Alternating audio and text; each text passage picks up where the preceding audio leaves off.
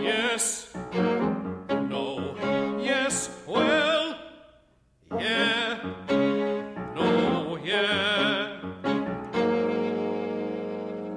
Okay, we lost, no, he lost.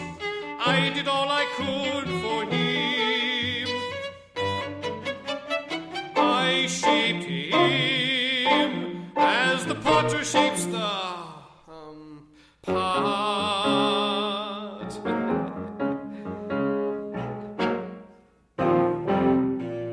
The finest phrases I had to offer. I coached him, tweaked him, taught him how to speak.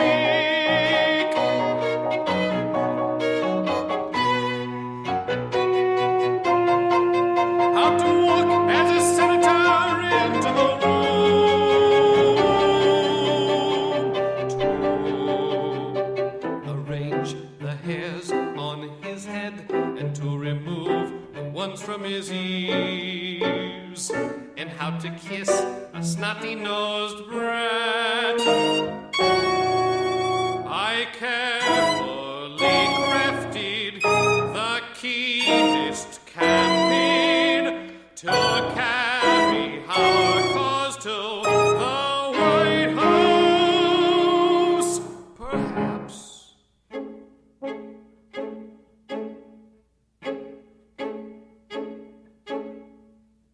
Now all I'm left with is this crummy t-shirt. I never did like this design. He never saw the power of the words that I gave him.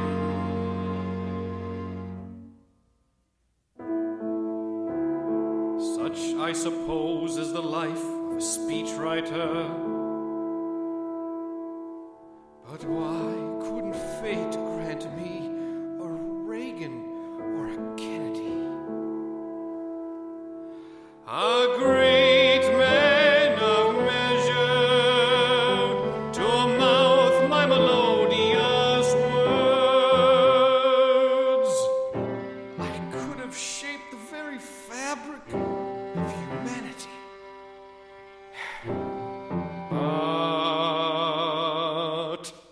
Snurdlum. Instead, I get a man named Snurdlum. Snurdlum. Snurdlum for Senate. Now there's a slogan. I tried to get him to change it to something like MacArthur, or Reitman, or Douglas, or Strong. Even Eisenberg might have worked. But Sturdlum sounds more like the place where the unlucky Dr. Seuss characters go when they die. His name might as well have been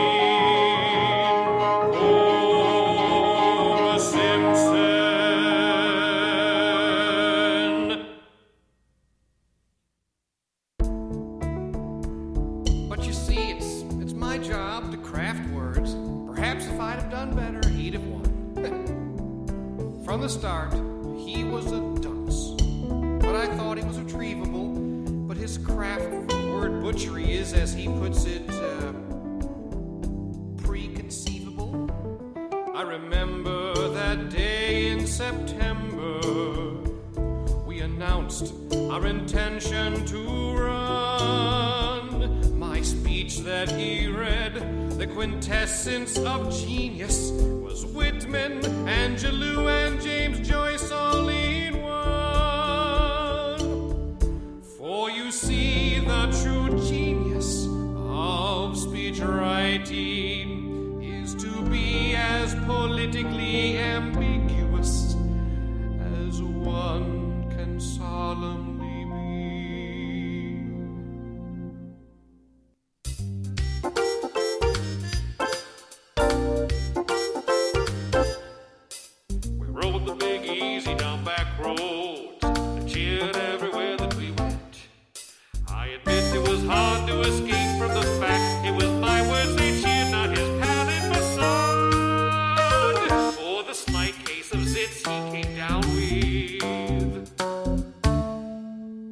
And popping your pimples while cameras are rolling does not help with public appeal. But last week, in a great temperance hall, in a grand and wondrous fundraising dinner, 6,000 attending, $50 a plate, he approached the podium to deliver the finest speech ever crafted by my poetic hand.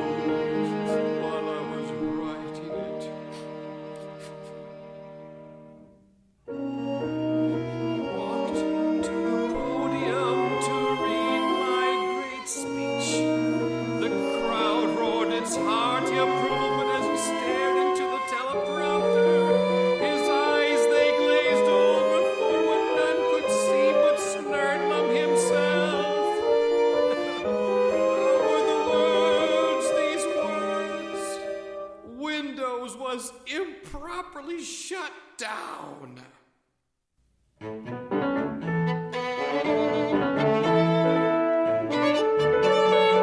puzzled for a moment, first to me, then to them. Well, then in his little brain came a spark.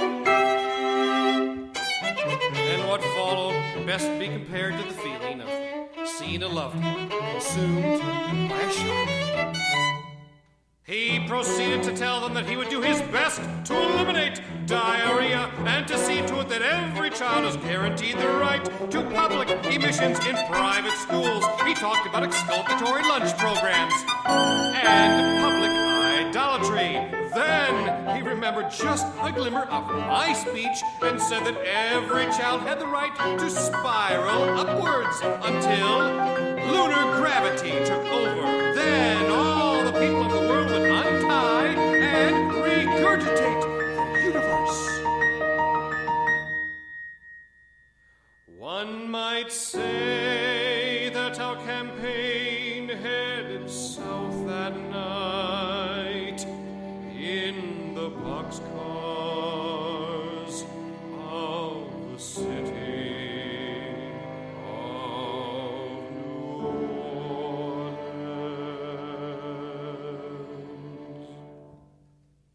So now we've lost, no, he's lost, and I'm left to writing his concession speech. But you know, to a writer, this is opportunity to make lemonade from lemons, or in this case, to make egg from a nog.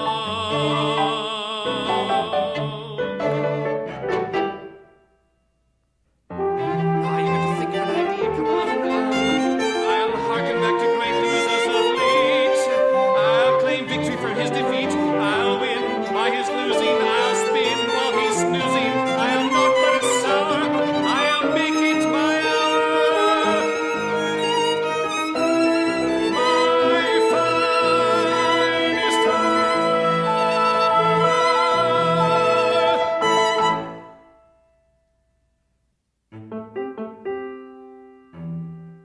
I guess you've heard.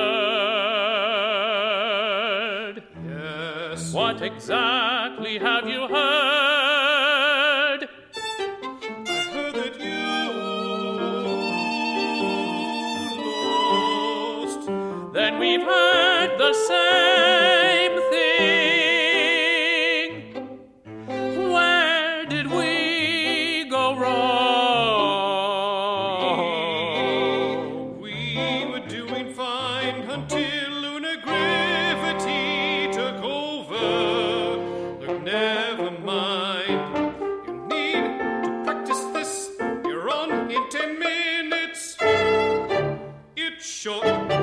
the point, concise yet comprehensive, conciliatory yet affirming, slightly pungent but full of charm. Can't I just say that I lost?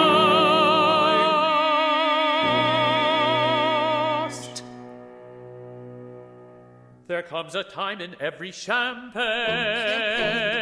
campaign, when the voters have spoken, and the candidate must ankle knowledge the voters' wishes. Look contrite, yet upbeat, and remember not to wave your hands. Those are your notes. Just read the plain text, not the words in italics. But we shouldn't forget the Italian note. Who did your makeup?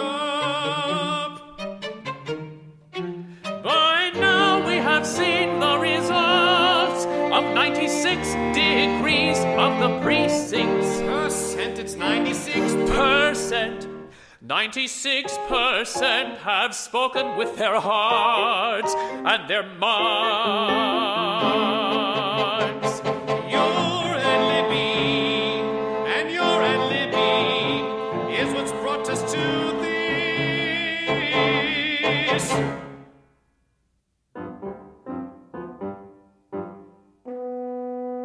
It appears as if my opposition has acquiesced of victory. Therefore, it is my excretion to consummate this election to the foreman. What?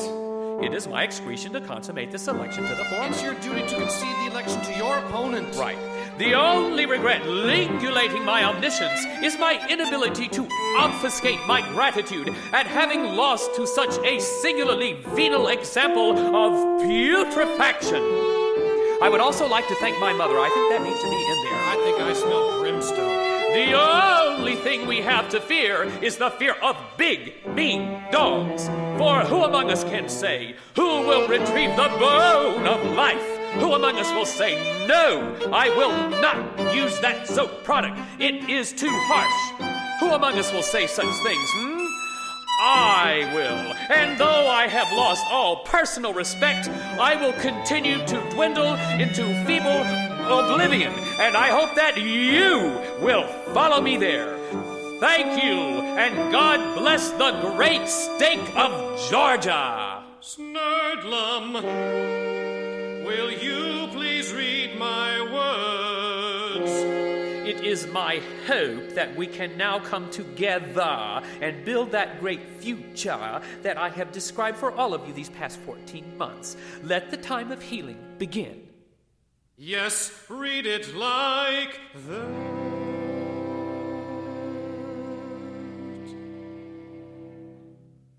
And with 96% of the precincts in, it appears clear that my worthy opponent has achieved victory.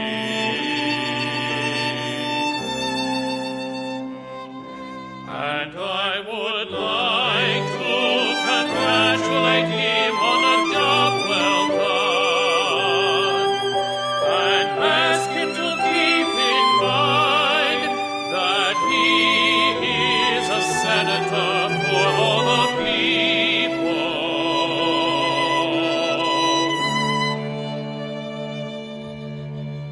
And as I concede the election this night, I am reminded of the words of another great American who said, rewrite next paragraph in this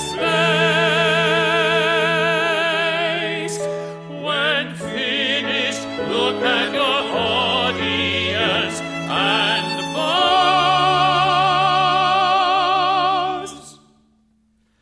And smile your best smile, and slowly, gently nod your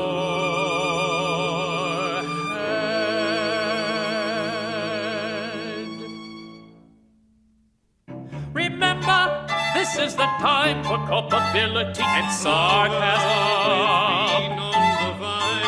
Our time to redirect our indulgences into the vestiges of our petunia oblongata.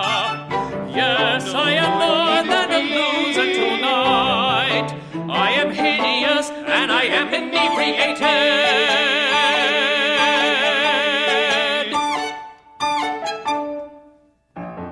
And in exclusivity, I would like to add a personal note.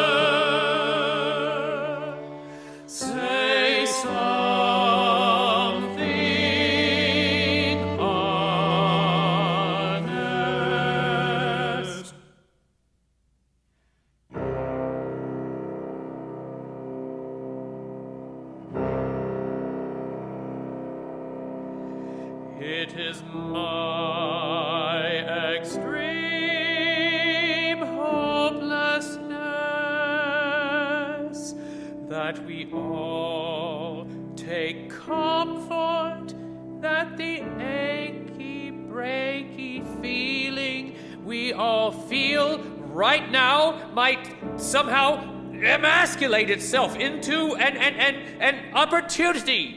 Yes, an opportunity for deleted expletives, celebratory excess, and gingivitis.